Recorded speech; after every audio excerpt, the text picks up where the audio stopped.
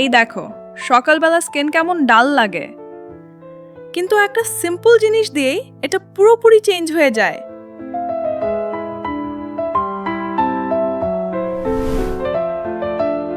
হ্যাঁ, মাত্র 1 গ্লাস পানি সমান 1 লেভেল গ্লো।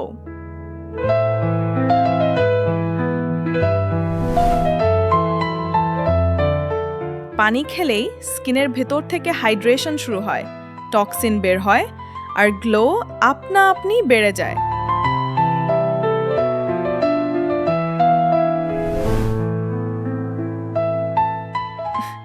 প্রতিদিন 8 গ্লাস পানি খাও, দেখবে 7 দিনেই স্কিন এত গ্লো করে যে লোকে জিজ্ঞাসা করবে কি ক্রিম লাগাও। এখনই 1 গ্লাস পানি খেয়ে নাও।